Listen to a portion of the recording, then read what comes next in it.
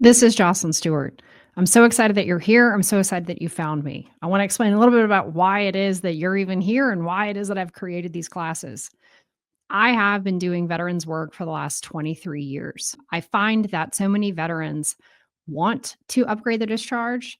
Maybe they think that it's going to get them a certain result that's having another impact on their life. A lot of people have been calling the office and they get either past the front desk and they pay their consultation fee and they're with me, only to find out that the discharge upgrade isn't going to do for them what it is that they really care about. Or worse, they find out they're not even eligible. So, because of this, and because so many veterans out there don't have the money to be able to hire an attorney privately, to be able to have that one on one interaction, which can cost thousands and thousands of dollars, I decided that it was time to put something out into the stream that was much more affordable and relatable and workable around people's schedules, right? Because so many veterans out there also don't get past certain thresholds and certain hurdles to actually accomplish and get through their upgrade application. And this is the first screening class that you're finding that's designed to help you decide and understand, am I even eligible? It's to help you also shatter some of those myths that are commonly held out there among those barracks lawyers, really kind of debunking a lot of that so you understand what it is that a discharge upgrade application can do for you. After this course, if you get past it and you're to the point where you say, you know what, I am eligible, the second class that you're going to encounter is going to be, if you want to go that step, if you are eligible, is should I? Kind of helping to answer that second question of the second and third order effects. What are my chances? Is probably the most common question that I receive. So that second screening course, if you get that far, is designed for that. And then after that, if you know that you're eligible, it's going to do for you what it is that you want to do, and you have weighed and evaluated your opportunity and your chance for a successful application, and you decide to move forward. Then there's going to be a series of 5 classes that are going to take you step by step, provide samples, provide resources, provide shells, provide exact direction for what it is that you need to do in order to apply to upgrade your discharge. Everything from filling out the form to all of the documents that you should be attaching and how to make the arguments that are hopefully going to set you up for success. Those classes are on demand at your own pace and your own time, and we'll be able to cue you into the next steps that you'll need to take before moving on to the next class. The beauty of it is that it gives you all of the step-by-step processes even before you know how to start. I think from talking to veterans over the last 23 years, the number one impediment to people not moving forward is not having their documentation and not even knowing where to get it or how to ask for it. That can be stifling and just stop folks in their tracks. So I'm so glad that you found me, no matter where you find me, whether it's on TikTok, Instagram as the Messy Military Lawyer, whether follow me on Facebook, or whether you subscribe to my YouTube channel, wherever you found me, I'm so glad that you're here because I really, really am tired of veterans not getting the answers that they need and so richly deserve. And in good, true military teaching and instruction, I'm going to pull up some slides to be able to help us. Okay, so this first class, myths about veterans upgrading their discharges. Are you even eligible to upgrade? We're going to talk about some of the common myths that you hear. I hear them all the time in these consultations, and I find myself repeating over and over again to be able to correct those myths. I'm hoping to prevent that from being carried through and to help folks understand what really is the truth when it comes to veterans discharge upgrades. Secondly, and kind of as we transition into as it relates to you, being able to help you understand, are you even eligible to apply to upgrade your discharge from that first step where most people go to do that from the Discharge Review Board? What that body can do, who is prevented from even asking it, and if you are prevented from asking the DRB, the Discharge Review Board, is there somewhere else that you can turn to? And hopefully the answer is yes. Okay, myth number 1, we're going to talk about upgrading your discharge.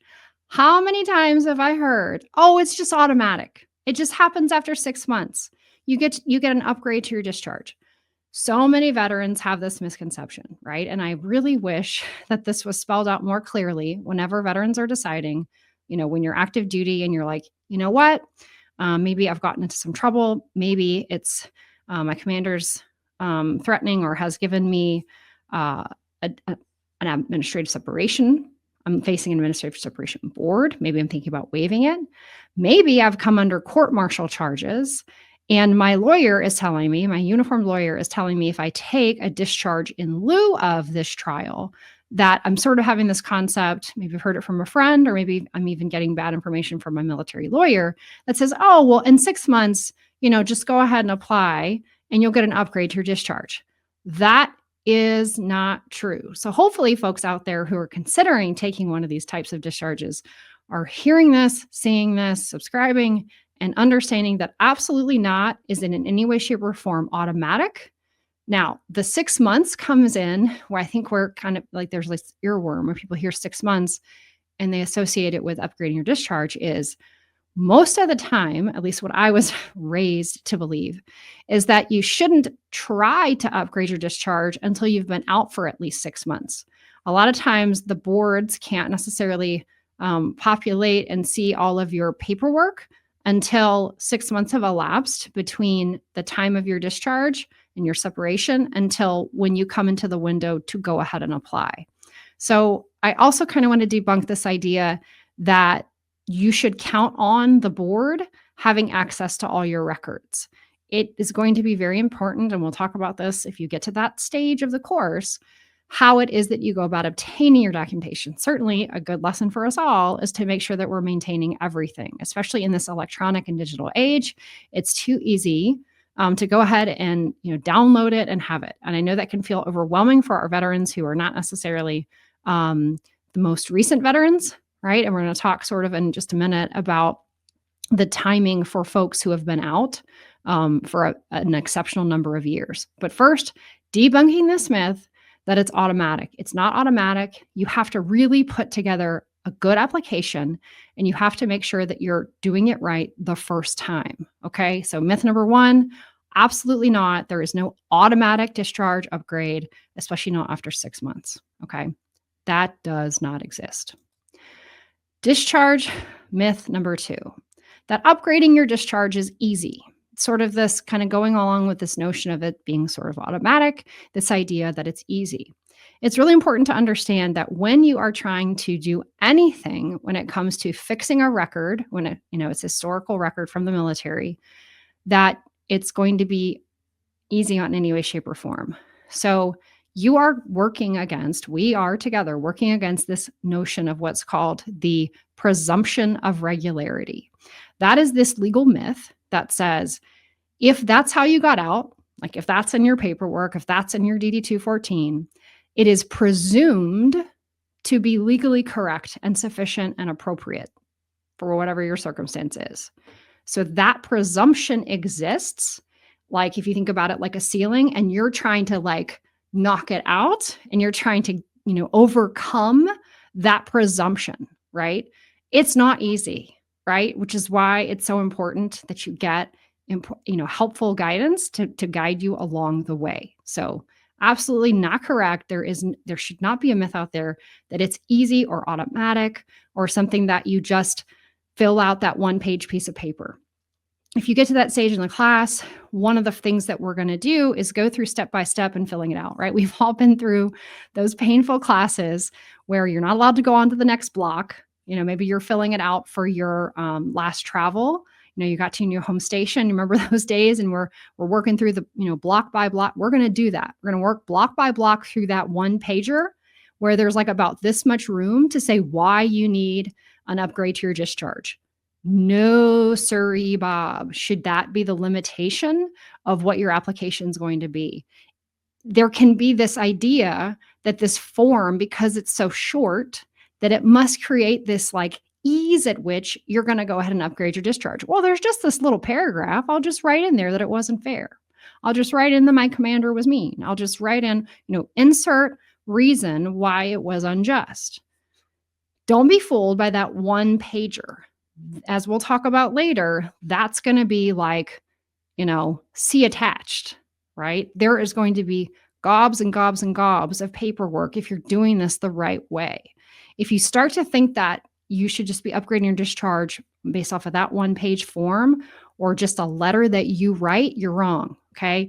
Upgrading your discharge is not easy. It doesn't mean it's impossible.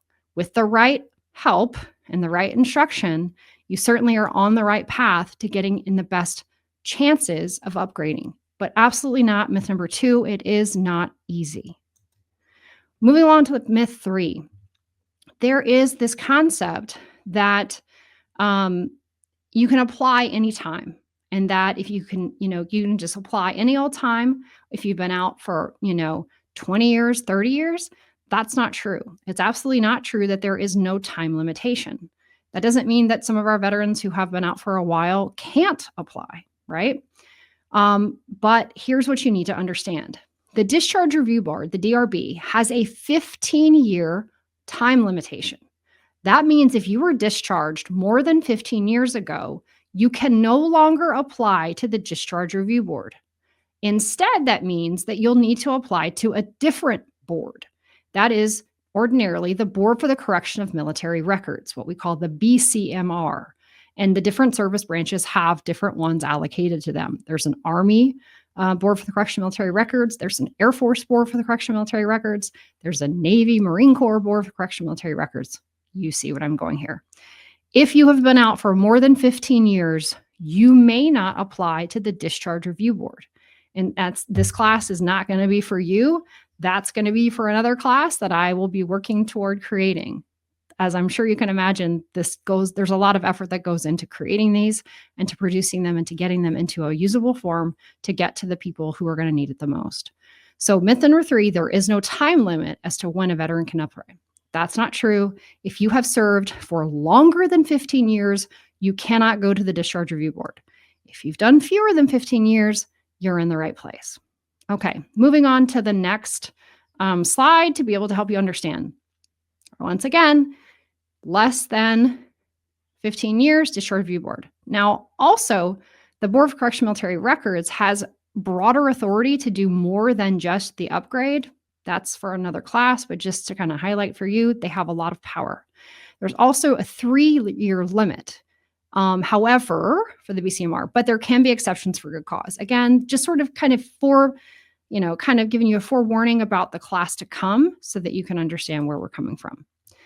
Moving on to our fourth myth. Okay, fourth myth. Say that 5 times fast.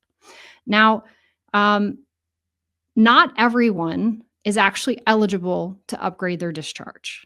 That comes to a shock to a lot of people, and it can be really deeply upsetting to me as the person who has to tell you this information, and certainly way more upsetting to the veteran who hears it on the other side of the phone, if they're talking to me, or if they've, gone through the process of all of the time and labor of putting together an application only to receive, a one-pager back that says you aren't eligible to apply.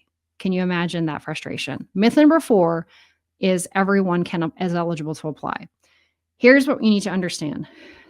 Title 10, United States Code, Section 1553, lays out certain restrictions for veterans who are trying to apply to upgrade their discharge. These lay out specifically what are known as statutory bars. That means by law, you may not, because a certain thing happened to you, you had a certain right that you walked away from, you are barred by statute. That's what it means to be statutorily barred from even applying, okay? Not everyone is eligible. The people who are ineligible, again, from 10 United States Code 1553, and there's some other applicable military regulations. We're going to kind of go through those. We just talked about this. Who is statutorily barred? It means you can't even apply. Like, they won't consider the merits of what you're even asking for. They're not going to read it. Once they see that you fall under one of these categories, game over. You cannot apply there, okay? The number one cause that I see and have to break the hearts of many people is if your discharge resulted from a general court-martial. If a service member was discharged by general court-martial and they were sentenced, the DRB cannot help you. Okay. It just can't. You have to be addressed by the Board for the Correction of Military Records instead. It doesn't mean that you can't try. It just means that you don't get that extra bite at the apple by going to the Discharge Review Board. By statute, the DRB cannot review discharges that came as a result of a general court-martial. Also, as I just explained earlier, anybody who was discharged more than 15 years ago cannot go to the DRB. Those folks have to go to the BCMR. This one is also incredibly heartbreaking, okay? If a person was facing a court-martial and they elected instead to receive a discharge in lieu, meaning instead of, as opposed to that facing court-martial and that potential conviction, if in the Army it's called a Chapter 10, in the Navy and the Marine Corps it's called a SILT, a separation in lieu of trial, or a Chapter 4 or Chapter 6 from the Air Force, depending upon when you may have been discharged, you are statutorily barred from review at the DRB. This, kind of the public policy behind it is if you were facing a court-martial and you had the advice of an appointed or detailed attorney, you had all of those due process rights available to you. And because when you're signing one of those, you're also acknowledging some form of a guilt to either what's on the charge sheet or something that's a lesser included offense of it, the law has decided that they don't want to allow you to try to upgrade your discharge. If you, and they don't get told that. I can't tell you how many times I've gone through consultations with folks and they're like, what? I had no idea.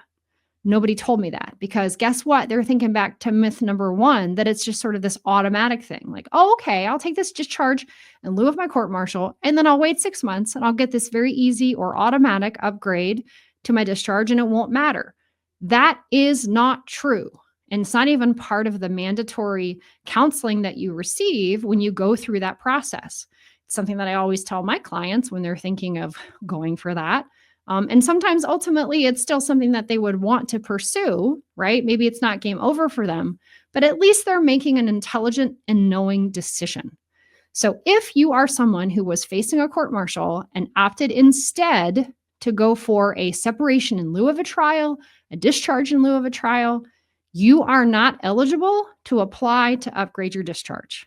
You're statutorily barred. I hate to be the one to tell you, but that's just how it goes. Okay.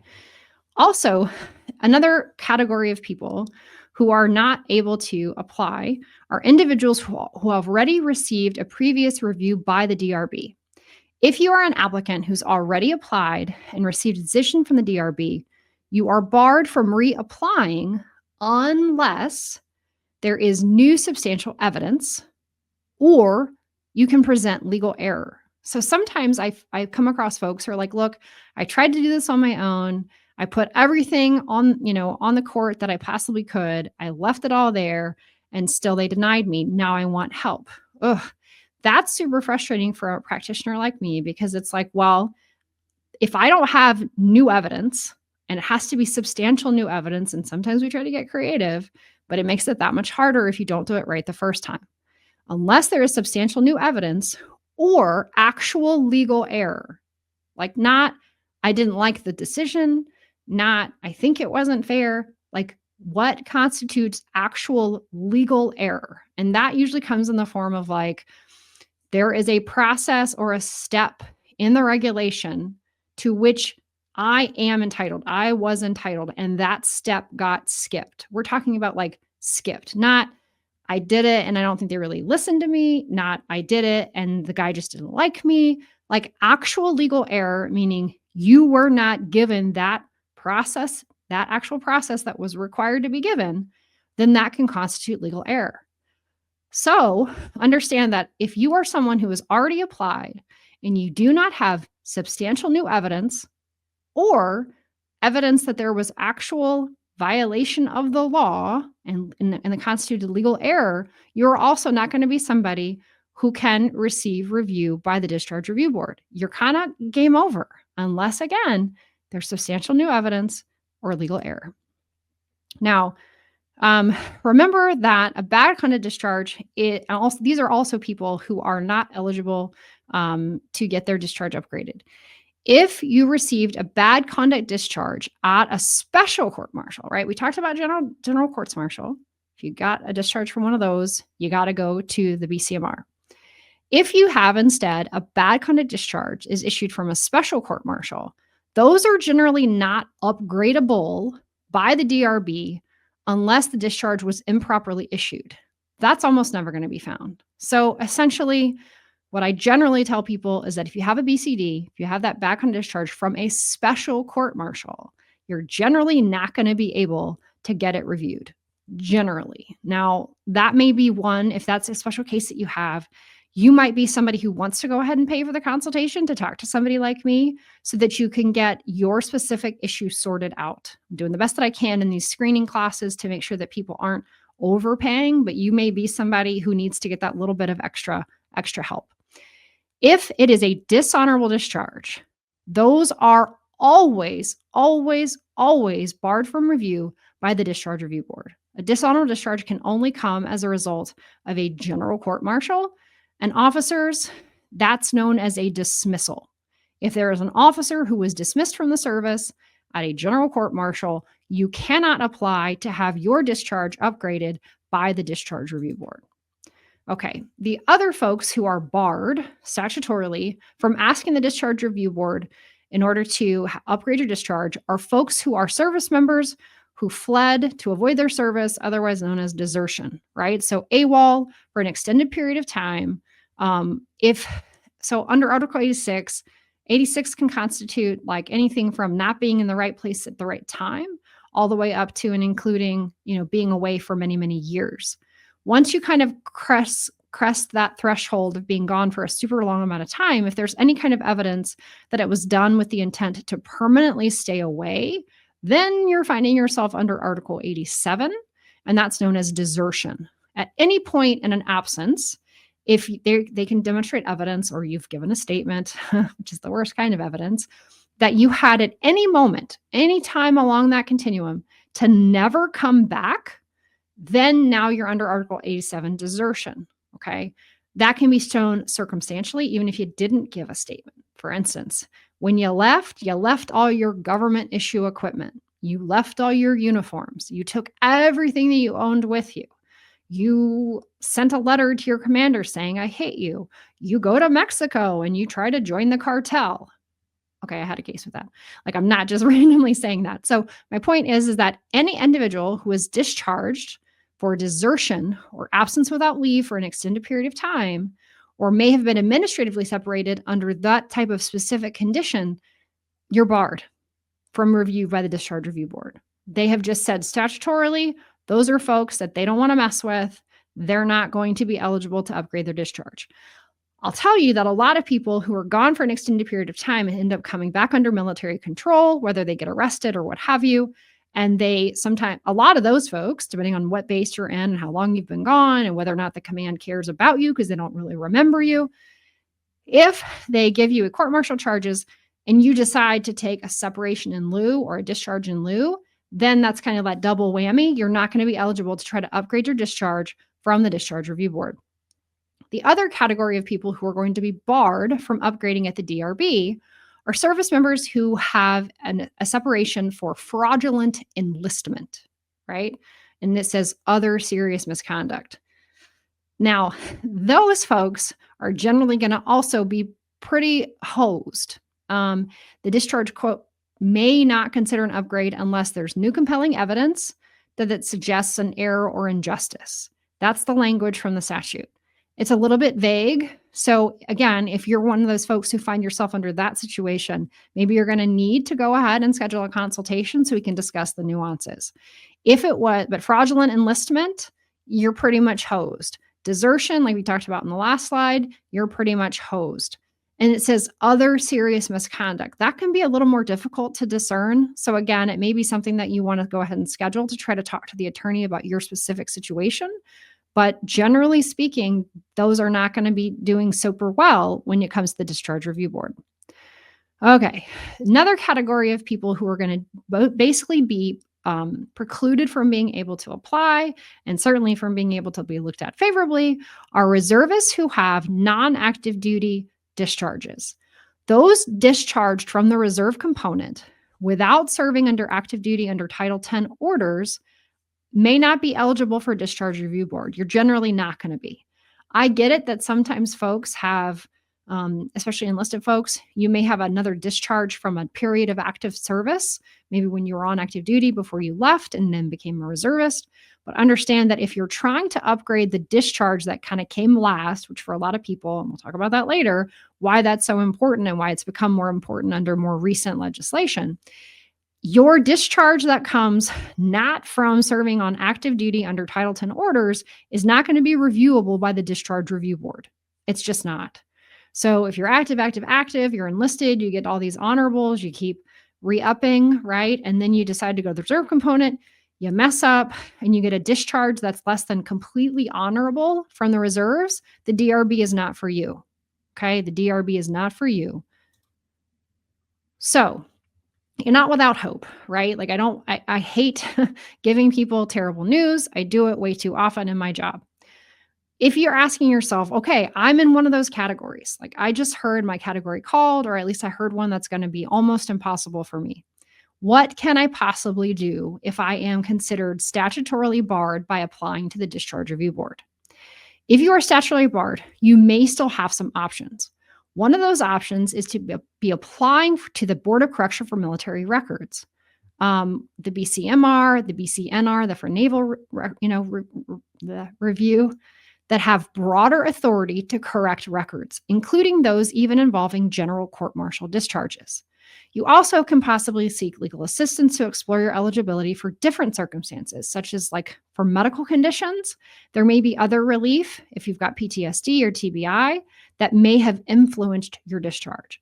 My overwhelming recommendation to you, if you have a PTSD service-connected type of discharge, or even if it came after service, if we can possibly find a provider to say, yes, service exacerbated it, service caused it, it definitely influenced the decisions that were being made during the service, you're someone who is going to want to schedule a consultation to talk about BCMR, BCNR type of relief. Okay, that is absolutely what you're going to want to be doing.